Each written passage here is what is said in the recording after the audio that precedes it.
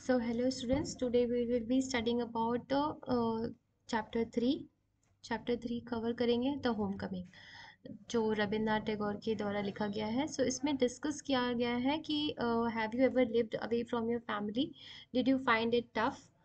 तो कभी आप अपने घर से दूर रहे हैं और क्या आपको किसी तरह की कठिनाइयाँ हुई हैं, इस बारे में यहाँ पे पूछा गया है कि आपको डिस्कस करना है या आप इसको बारे में अकेले भी आप सोच सकते हैं. So have you ever felt that parents can be biased towards one sibling in the family.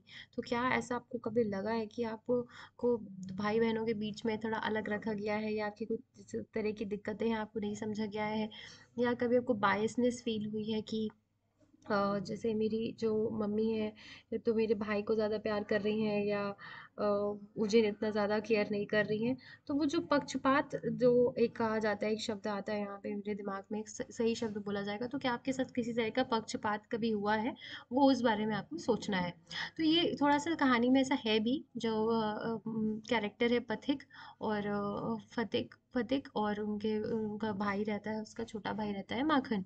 तो दोनों भाइयों के बीच में थोड़ा-सा पक्षपात माँ ने किया है, जो कि कहीं न कहीं भलाई के लिए ही था, लेकिन कभी-कभी कुछ जगहों पे, कुछ घरों पे थोड़ा सीरियस भी हो जाती है चीज़ें.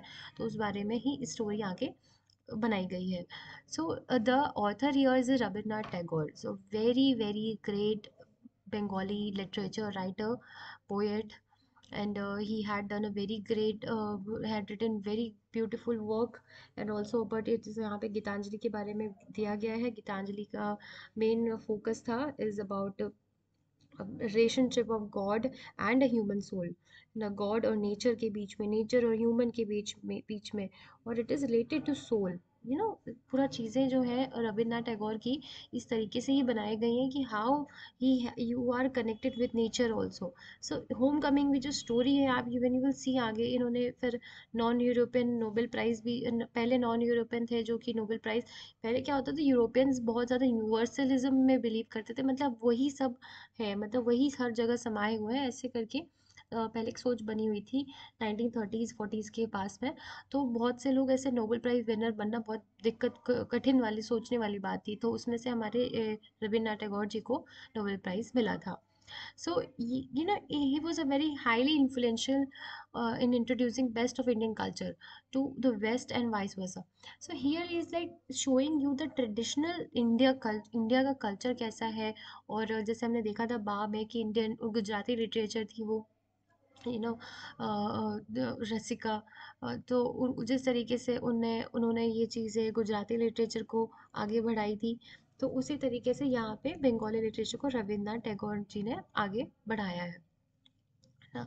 तो next is about the story कि एक 14 साल के लड़के के बारे में कहानी है, जो कि कहानी इस तरीके से बढ़ती है कि बताया गया है कि यहाँ पे जो माँ है वो अकेली है, मतलब पिता नहीं है बच्चे के.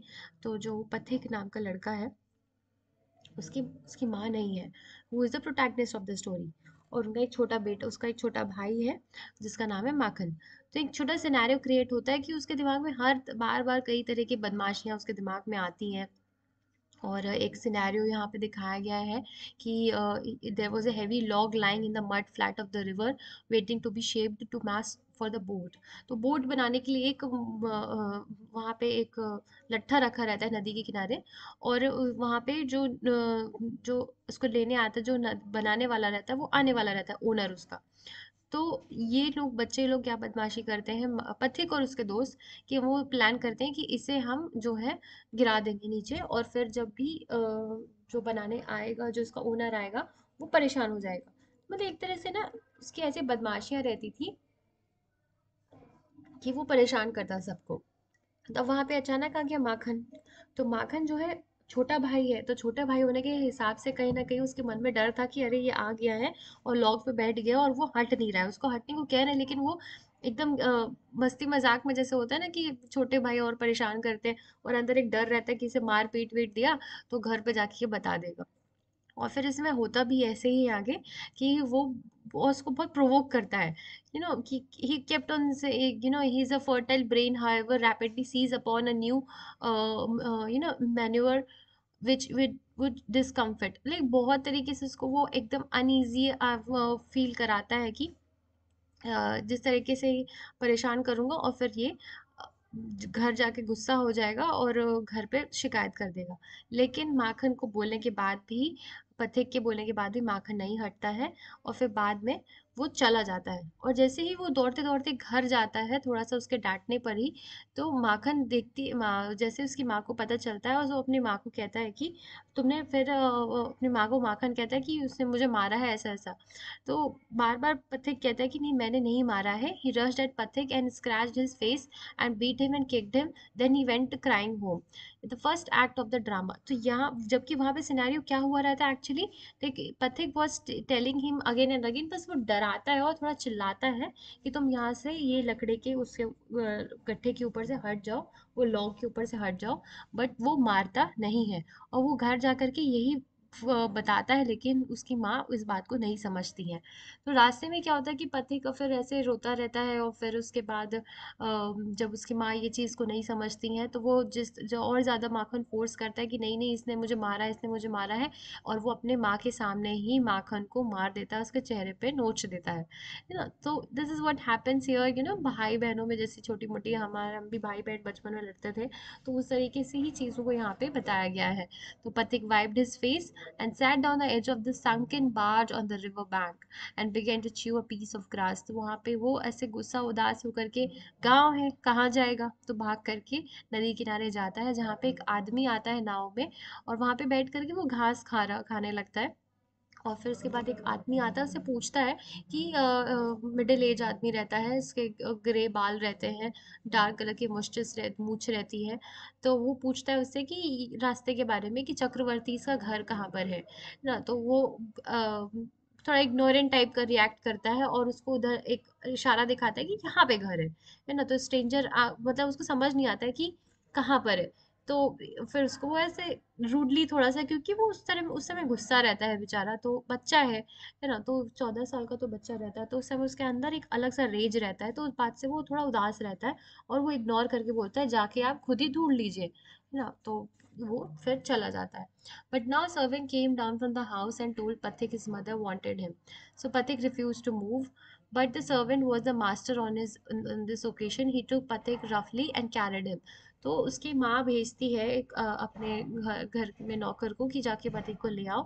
And when Phatik came into the house, mother saw him, he called out angrily, so you have been hitting Makhan again. तो वो जो डिस्कशन होता है ना, जो मैं आपको बताया, यहाँ पे वो डिस्कशन फिर से होता है।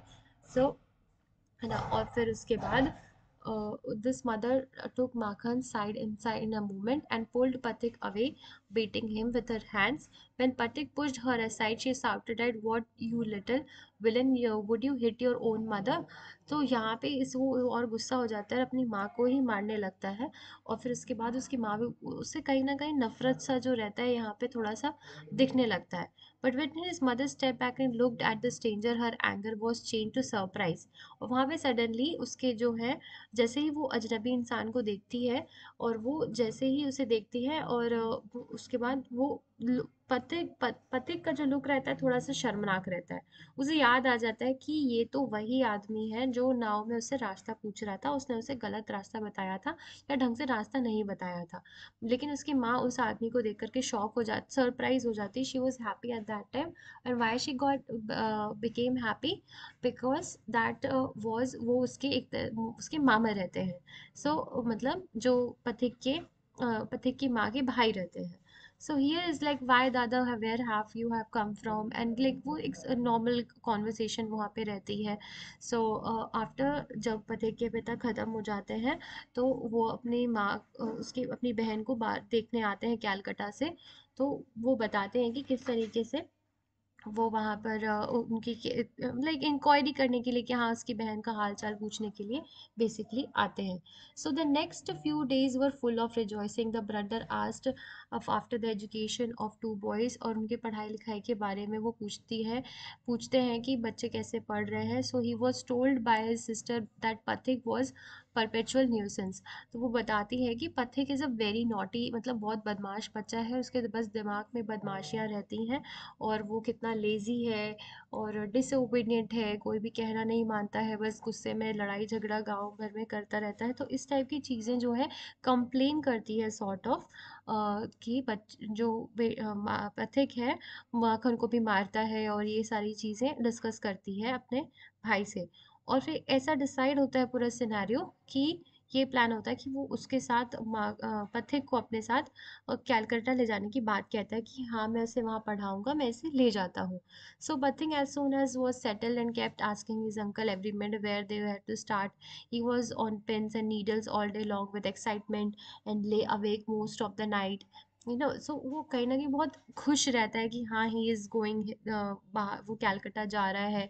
वो पूरा सिनेरियो बहुत उसको कहीं ना कहीं अंदर से खुशी होती है कि हाँ वो यहाँ से जा रहा है उस समय। So when they reached Calcutta, Patik made the acquaintance of his aunt for the first time. She was by no means pleased with the unnecessary addition to her family.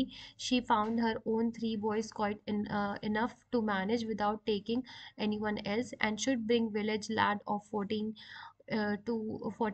into a midst of terribly upsetting. December should really have thought twice before committing such an indiscretion.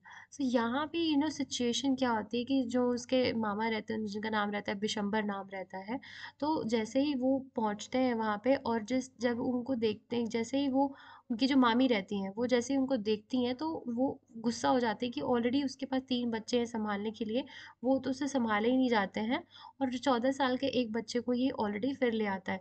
The age 14 here is somewhere said कि बहुत ही sensitive as होती है 14 years एक लड़के के लिए, because somewhere they can't do a proper job also. कोई ऐसा उनसे काम भी नहीं कराया जा सकता बिकॉज फिर उसमें चाइल्ड लेबर के टैग्स लग जाते हैं या फिर ऐसे तरह की दिक्कतें होती हैं। और they are not that much वो इतने छोटे भी नहीं रहते कि उनसे कुछ चीज़ें जो है उनकी बहुत मदद कर, मतलब एक बहुत ही uncomfortable सी एज होती है between from 14 till the age of 17 और till 18 somewhere I would say that।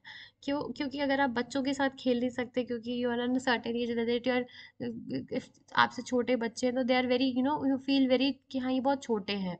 और आप बड़े लोगों के साथ अगर मिंगल अप होना चाहते हो तो लोग कहते हैं कि क्या बड़े लोगों के साथ बैठे रहते हो।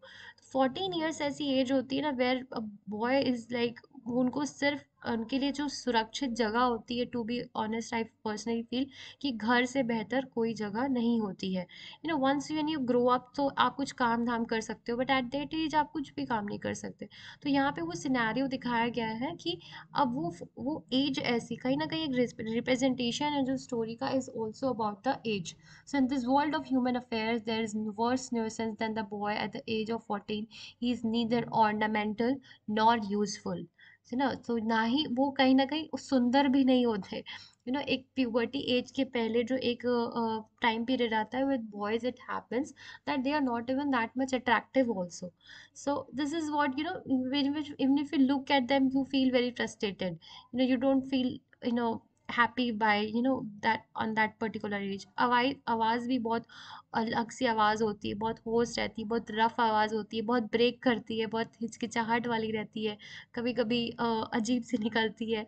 एक फेज में जैसा वहाँ पे पूरा दिया गया है कि वो एक becomes painfully conscious, self conscious होता है बहुत इंसान उस एज में। और उस एज में बहुत ज़्यादा ज़रूरत होती है, जो जब मन परिपक्व हो रहा होता है तो एक पेरेंट्स की, एल्डरली की बहुत ज़्यादा वहाँ पे ज़रूरत होती है। अदरवाइज जो जो शाइनेस है, जो तकलीफ़ें हैं, वो बहुत अलग तरीके से टर्न आउट हो सकती है। मे बी सुसाइडल थॉट्स आने लगे या मे बी गलत ख्याल आने लगे, तो उस समय एक पेरेंट होने की, एक जिम्मेदार पेरेंट्स होने की जो जिम्मेदारी है पेरेंट्स को उस समय निभानी चाहिए, वो कहीं ना कहीं स्टोरी में पोर्ट्रे करा गया है। So for a boy of 14 on his home is the only paradise. So this line is very deep कि 14 साल के बच्चे के लिए उसका घर ही सबसे बड़ा स्वर्ग होता है, वो ही उसके लिए पैराडाइज होता है। To live in a strange house with strange people, अनजान घर में आपको कोई पढ़ने के लिए ले गया है, पढ़ाने के लिए, लेकिन वो जो आपको शॉर्ट पीरियड ऑफ टाइम का टॉर्चर है वहाँ पे वो झेलना पड़ता है। अगर यहाँ पे कोई लड़की भी होती तो शायद चीज़ें और गलत भी हो सकती थी, है ना, और तरह का टॉर्चर हो सकता था क्योंकि उन्हें एजुकेशन के लिए तो इतना नहीं बोला जाता कि हाँ कि पढ़ना लिखना चाहिए। यहाँ पे तो लड़का है तो चलो एटलीस्ट पढ़ने के लिए इसे भेजा जाता था कहीं ना कहीं।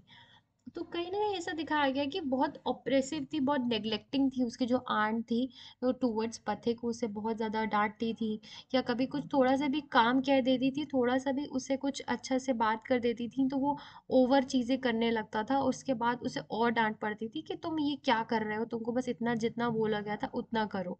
सो अब वो उसके साथ क्या होता है, now here the things turn out here, कि दैट वो अपने आप को जिस तरीके से एकदम एक शहर और गांव में बहुत अलग होता है ना, he wanted to go out in the open country and fill his lungs with breath and feel freely.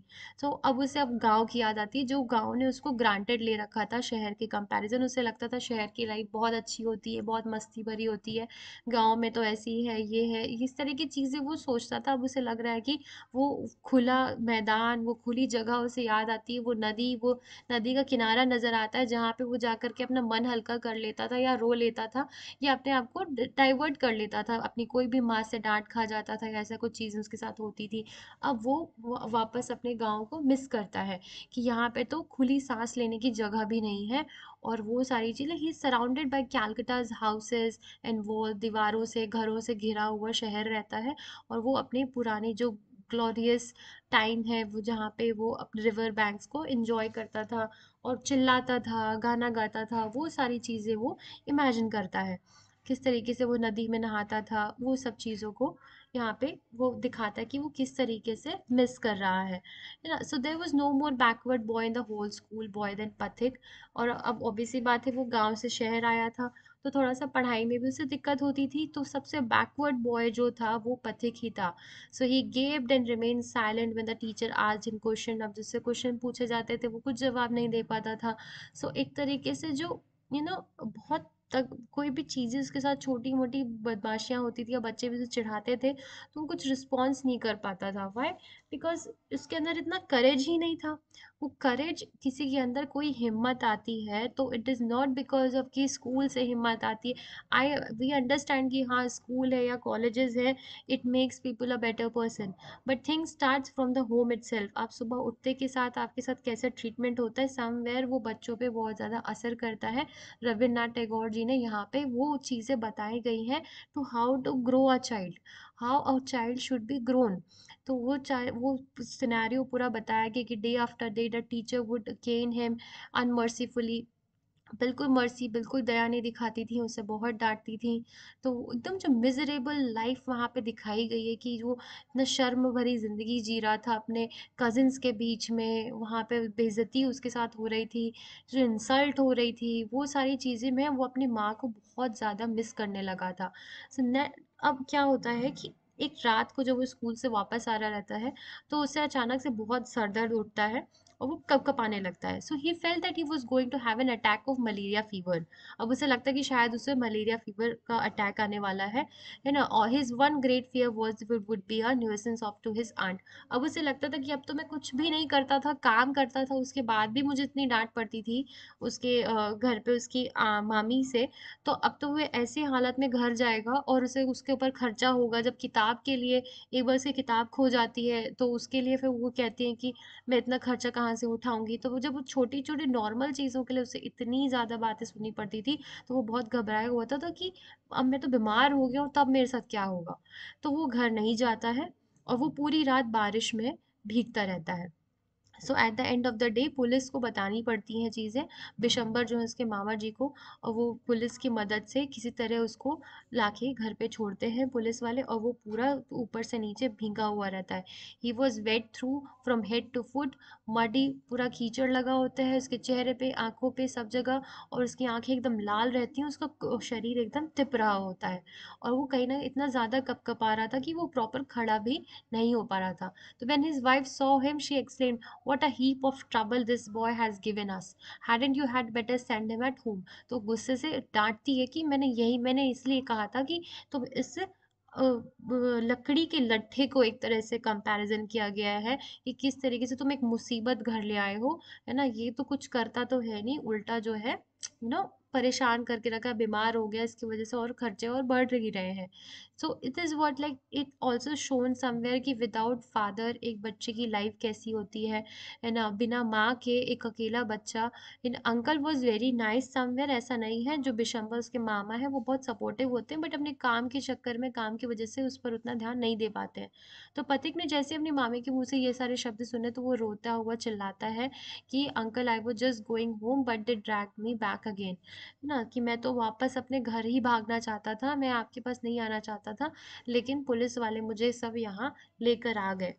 So Phatik the fever rose very high, fever बहुत हाई हो जाता है, पूरी रात वो बहुत ज़्यादा परेशान रहता है। बिशंबर ब्रॉट अ डॉक्टर, और फिर डॉक्टर बताते हैं कि इसकी तबीयत अभी बहुत ज़्यादा नाजुक हो रही है। पथिक अपनी आंखें खोलता है, looked up and ceiling and said vacantly, uncle have a holiday come yet. तो यहाँ पे बीच में सिनेरियो में आई गो होम ऐसे करके पूछता है कि वो बार बार, कि जब वो अकेलापन महसूस करता था, या उसकी मामी उसे डांटती थी, या स्कूल में उसके साथ कुछ इस तरह का अत्याचार होता था, तो वो सारी चीज़ें होती थी, वो घर आके पूछता था कि मैं अपनी माँ के पास कब जाऊँगा। अब उसे वो सारी चीज़ें याद आती थी कि चलो मैं वहाँ बदमाशियाँ करता था, फिर भी मेरी माँ कितना सह लेती थी। अब वो जो कंपैरिजन है यहाँ पे दिखाया गया है कि किस तरीके से एक शहर, अपने घर की ज़िंदगी और अपने घर के बाहर की ज़िंदगी अजनबियों के साथ रहने में कितनी तकलीफ़ें होती हैं। तो नेक्स्ट डे पथिक became conscious for a short period of time, और उसकी हालत गंभीर हो जाती है, लेकिन दूसरे दिन थोड़ा सा उसकी सुधार में थोड़ा सा कॉन्शियसनेस दिखता है। तो वो जैसे ही अपनी आंखें खोलता है, और वो एक ढूँढता रहता है, उसकी नज़रें कि वो अपनी माँ को ढूँढ रहा रहता है, लेकिन with an air of disappointment his head sank back on the pillow again. लेकिन वो वापस से ही जैसे ही देखता है कि अरे वो अपने घर पर नहीं है, अपने मामा जी के घर पर है, कैलकटा में है, और फिर वो वापस अपने तकिया पे सर रख के सोने लगता है, फिर से वो उदास हो जाता है। He turned his face to the wall and deep sigh, और गहरी सांस लेकर के वापस लेट जाता है। तो बिशंबर समझ जाते हैं कि वो किसको, अपनी माँ को याद कर रहा है ना। सो बट वो कहता भी है कि I Phatik, I have sent you for your mother, the day went and the doctor said to the troubled boy that boys condition was critical. So again यहाँ पे फिर से बोला जाता है कि उसकी हेल्थ जो है धीरे धीरे क्रिटिकल हो रही थी। So later in that day, Pathik's mother burst into the room and whirlwind and began to toss from side to side and moan and cry in a loud voice.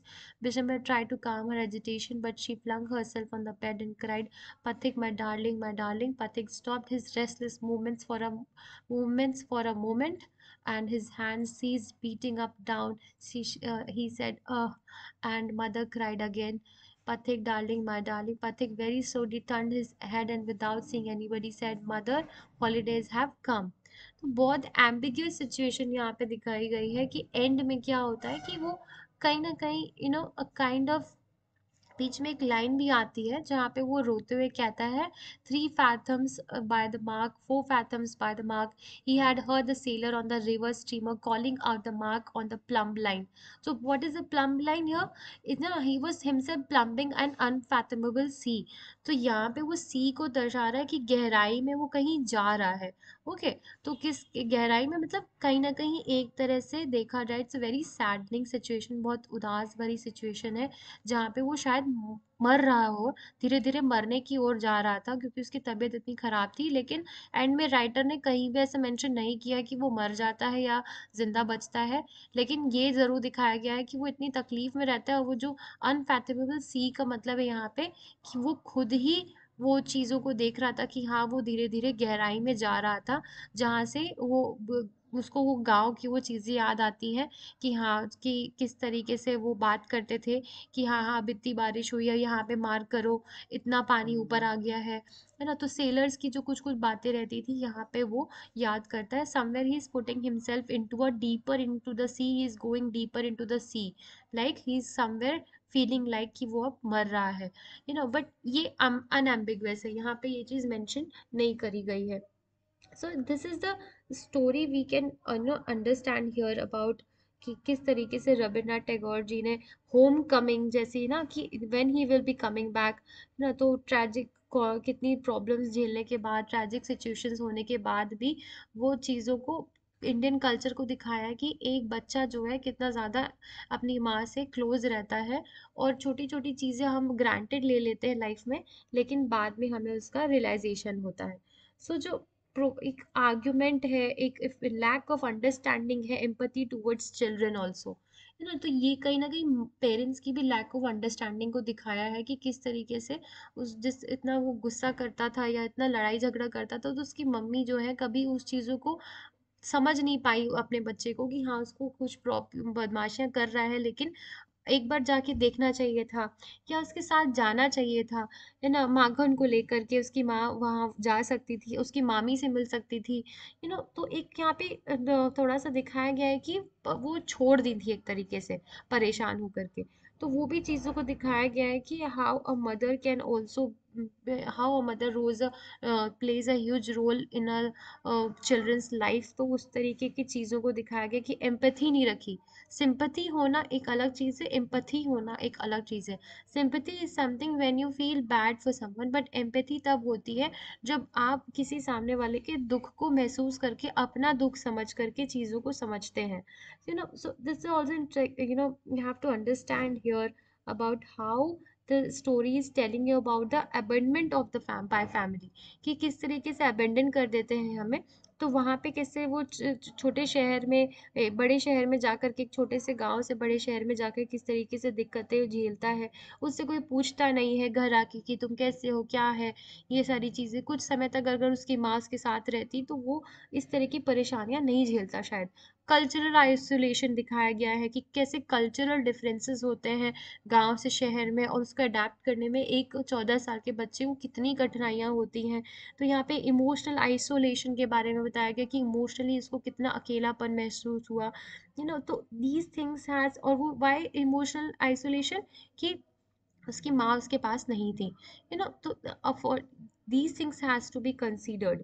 Social isolation, वहाँ पे दोस्त उसके अच्छे थे, अलग थे, है ना। उसने सोचा था शहर में और नए दोस्त बनेंगे, लेकिन वो यहाँ पे आके वो उन गांव के कंपैरिजन बैकवर्ड था। So what here needed is a good family. अगर वो शहर में भी शायद अपने आप को संभाल लेता, सब चीज़ें मैनेज कर लेता, but it's just that he doesn't have that kind of support. So overall जो Homecoming है by Rabindranath Tagore explores the theme of abandonment of an isolation through the character of Pathik. How a emotional and cultural distance can arise of problems, personal growth पे कितना असर करती हैं, अकेलापन, culture के लिए घर से दूर रहना, ये सारी चीज़ें आपके पर्सनल ग्रोथ पे, एक बच्चे की ग्रोथ पे, मानसिक मानसिक हालत पे कितना फ़र्क पड़ता है उससे। So it's a very beautiful article where it has shown the challenges, एक जर्नी दिखाई है, एक सफ़र दिखाया है challenges से भरा एक बच्चे का। और this is the story where you have to understand through the theme कि चीज़ें किस तरीके से मैनेज आगे चल के एक बच्चे के साथ करी जा सकती हैं। So answer, there are the question answer here. Do you think Pathik was a mischievous young village boy? Support your answer with instance. Yes, he was mischievous.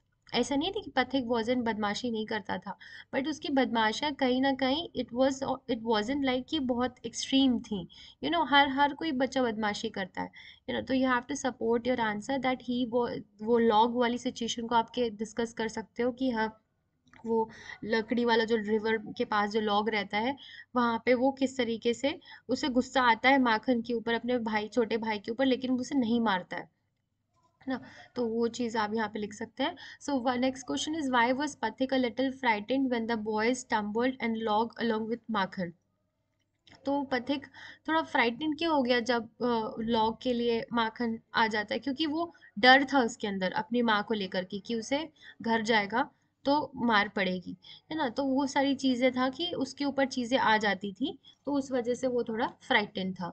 So what do you think that Pathik's mother readily agree to her brother's proposal of taking Pathik with him.